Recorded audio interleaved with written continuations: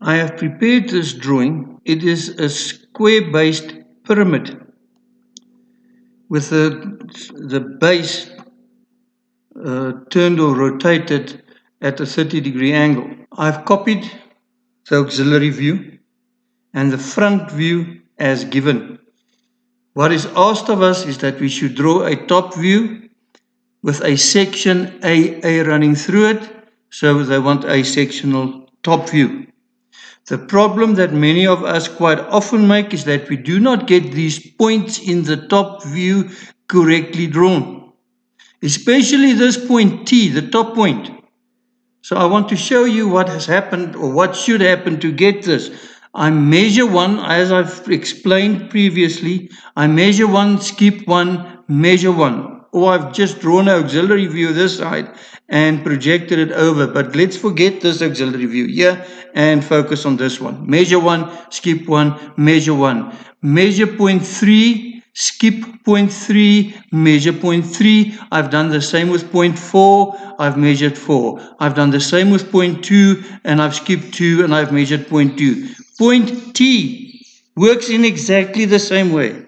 I'm going to measure point T from that point to my XY line. I'm going to skip point T and measure the exact same distance as what I've got here. That distance and that distance is exactly the same. So let's keep on with the drawing. I've labeled that as point T in the top view. I've taken away all construction lines at this point, and I'm now going to do the construction of the sectional part. Right, there goes the construction, or I've drawn the construction. What has been sectioned?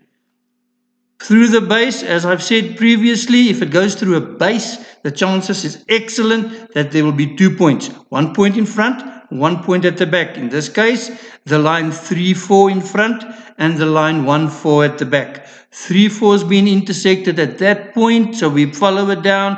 It gets intersected here, and 1, 4 for the same reason at that point. At this point, there's a line 1 to point T, 1 to point T, and a point 3 to point T, and they are both intersected at the same point. So point 1 to point T and point 3, which is here, to point T, gets intersected at that point, that point. Point 2T is the only, or line 2T is the only one point that gets intersected, and we project that down. So let's get that intersecting plane or face drawn. There's one. There's the next one. You can see in the top view, I've drawn from point 2 to point 3 or line 3. I've drawn this base, the 2 points, that's one in front, one at the back. The next one is from that one to line 1T. The next one is going to complete the face. Let's hatch that.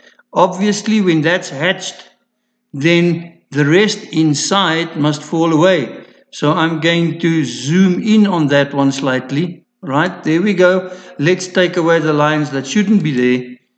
That line there shouldn't be because it's in the hatched area. Right, I've taken away this line because it's in the hatched area. I've taken away that line. I've taken away that line at the bottom at point 3. I've taken away that another line there at point 3. I've taken away that line there because that shouldn't be there. I've taken away that line, and this line here should not be there either. And that gives me the total drawing. Let's get them into place once again. There it's in place. You can see why I've taken away that corner there, because from point 1 to intersection is gone.